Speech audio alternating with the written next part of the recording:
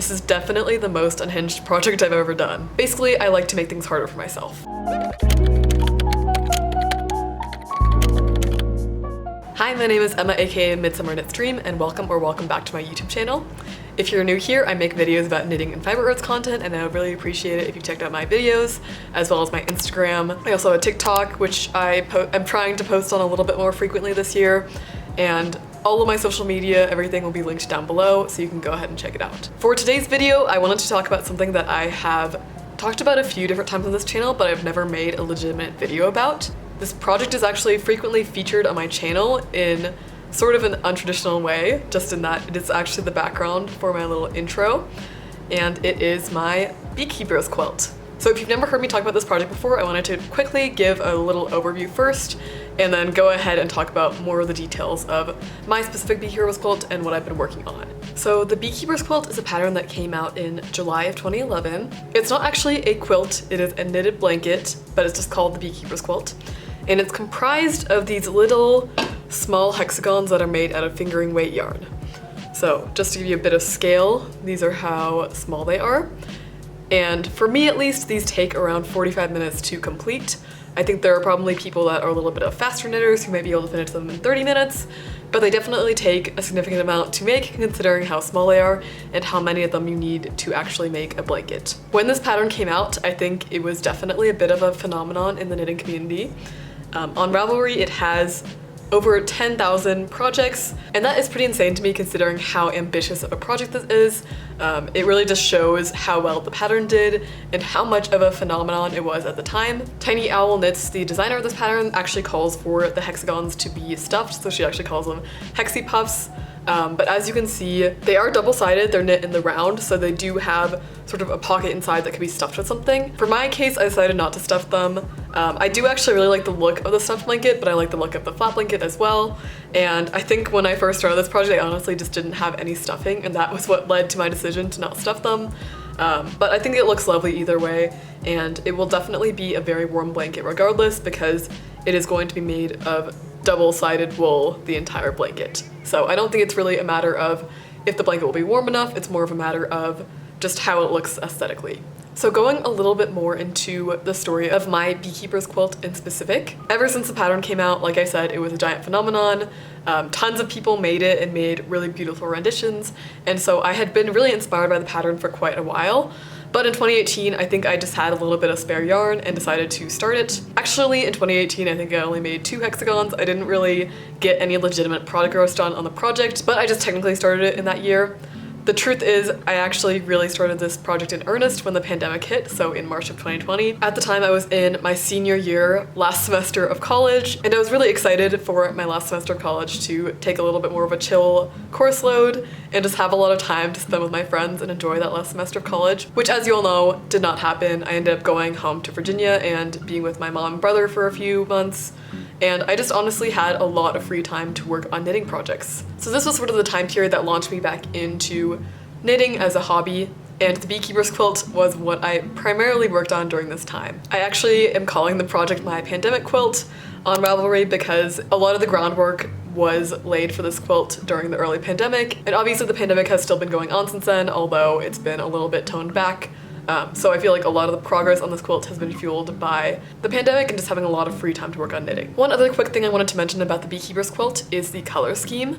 So a lot of people, when they're making a beekeeper's quilt, they will have a really cohesive color scheme, so they'll do something like all different shades of blues and greens. Or I've seen ones where they sort of lay out a specific pattern. So for example, they'll have hexagons in the shape of flowers. So they'll have one central hexagon that's like yellow and then several hexagons around them in the same color. So the pattern looks like it's flowers being formed on the entire blanket. I will see if I can grab a picture of one to put up on the screen so you can see what I'm talking about. For my beekeeper's quilt, I decided that I wanted to do just every color of the rainbow, and I wanted the final beekeeper's quilt to be in this like sort of rough rainbow distribution. So I'll put a picture on the screen of the general idea of what I want it to look like. And one more sort of requirement that I have for myself is that I don't want any of the same exact color to be touching, which As you guys know, I'm a giant perfectionist, so I know this is a very specific requirement, and I know it's not the end of the world if the same color is touching, but I think the final blanket will look a lot more beautiful and varied if I do hold by that rule. And when I sort of laid out most of my hexagons last year to get an idea of how the final blanket would look, I really did like how it looked with none of the same colors touching each other and in this rainbow distribution that I had in mind. So I think I am going to try and hold by that. One thing about that requirement is that it sort of requires me to have lots and lots of different colors in the blanket. And so something that has helped me with that goal is to use mostly mini skeins when it comes to knitting hexagons for the blanket, as opposed to, for example, using an entire sock skein to just knit hexagons out of. That would just give me way too many hexagons of a single color, and then it would be hard for me to actually accomplish the color pattern I have in mind. This does bring up another complication though, which is that because I want the entire blanket to be a rainbow, I actually don't want to start seaming the blanket until I've finished every single hexagon.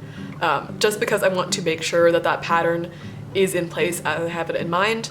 And for example, if I started seaming up the blanket and I seamed all the blues, but then I ended up knitting several more blue hexagons, it would be tricky to actually sort of insert them in the blanket in a way that looks good. So basically, I like to make things harder for myself. But with that in mind, I have a Google sheet that I use to keep track of the number of hexagons that I have, and also to keep track of the number of hexagons I have of each color. So I think if you're thinking about making a beekeeper's quilt, it's a really good idea to at least have a Google sheet tracking the number of hexagons you have. But for my case, because I am looking for this very specific color distribution, it's also useful to track the number of hexagons in each color. So this Google sheet is not insanely organized other than that. When it comes to actually counting the number I've made in any given month or year, I actually just look at the editing history and see how many I had knit at that point. So it's not perfect, but it's been good enough for me in terms of just keeping the blanket organized and knowing where I am with the blanket. To give you a rough idea of how much I have completed of the blanket in each year, just looking back at the last few years, in 2020 I knit 119 hexagons for the blanket, so that was really my biggest year in terms of output. I actually also recruited my grandma and my mom to help a bit with the blanket, which I think will be really cool because once the blanket is completed, it will include the work of 3 generations of my family, which I think is really amazing. So my grandma actually knit a ton of hexagons for the blanket as well. She knit 98, all of which were done in 2020, and my mom knit 13. So in 2020, there were 232 hexagons total, of which I knit 119. So for the next 2 years, I was the only one knitting hexagons. I decided not to ask my grandma and my mom to knit more, and for 2021, I knit only 44. 2022, I knit 70. So for the past couple years, I've definitely fallen off a little bit more on making hexagons. Last year, I decided I wanted to try and hold myself to a general rule, which is that every time I finished a project, I wanted to knit 5 hexagons before I started the next project. Just because last year I wasn't as focused on knitting hexagons, I was more focused on other projects. Last year was the year that I started sharing my work a lot more on social media, and I feel like it was very easy for me to get excited about different projects and just want to work on those. But I wanted to sort of hold myself to continuing to work on the beekeeper's quilt at least a little bit. So I decided to try and do 5 hexagons in between each of my projects. And I actually did not too bad of a job, but definitely towards the end of last year, I fell off a lot more on knitting hexagons. For this year, I have actually decided to challenge myself in January to knit a hexagon every single day. I'm actually running this as a challenge on Instagram called Begin As You Mean to Knit On. And it is just a challenge for people to choose something sort of fiber arts related and do it every single day in January.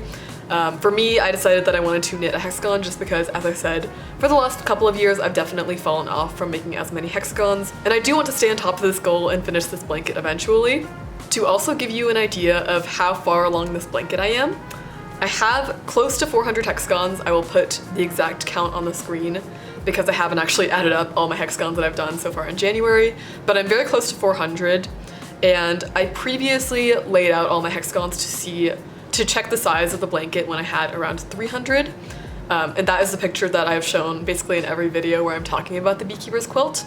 And when I previously laid out all those hexagons, I decided that I didn't think it was ready to be completed yet. I wanted to go ahead and try to get to more like 400 hexagons and see the size from there. I think at 400 hexagons, I might be at the point where I do feel ready to finally seam it up and get to the end stage of this project. But for my beekeeper's quilt, I think that 400 hexagons will be really just a big enough size to be sort of like a lap blanket or a blanket that you can throw on the back of your couch. Not really so much a blanket that you could use on a bed. I am a little bit of a tighter knitter as well, so that may be contributing to the fact that the blanket is not big enough for even a single bed.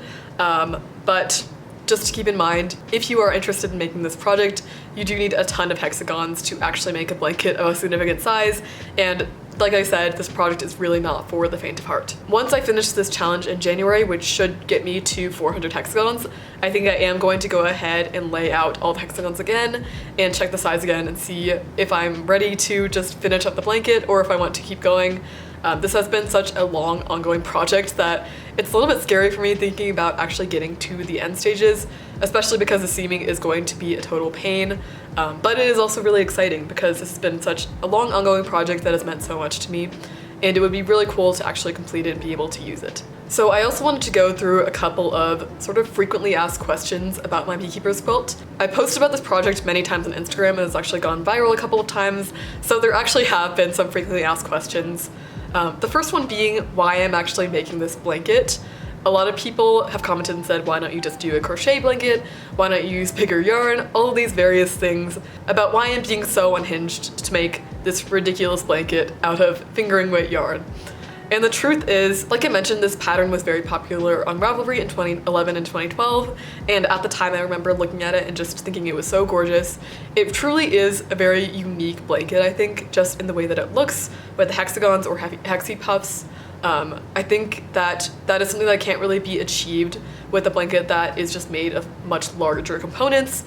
It just has this really beautiful multicolored look because it's using such small hexagons to make up the entire blanket. Another thing is, as I said, I mostly started this blanket during the pandemic, so at the time I feel like I was really open to a large challenge like this one that was going to take a large amount of time, just because I had so much free time when I started the blanket, and I was totally open for that challenge. And honestly, I'm still open for that challenge, but I think now in the past few years I have been a little bit more mindful about my knitting time and what I wanted to go towards. And although this beekeeper's quilt is really cool, I also have other goals that I want to achieve with knitting, which is why my progress has slowed down a bit. My boyfriend mentioned something to me the other day which was really funny to me. He said that I like to take on these sort of ridiculous hard challenges when it comes to knitting, sort of referring to both my beekeeper's quilt and my groovy tank, which is a fingering weight tank top that I'm designing on US size 1 needles. So he was sort of referring to the fact that with a lot of these projects there are sort of like easier ways that I could complete them.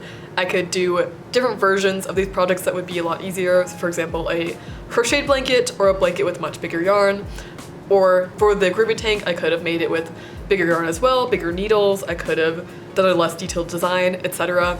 And the truth is, I don't seek out these challenges knowing that they're going to be really difficult, but I think that I just have a specific finished object in mind, and sometimes it does take a challenge to get there.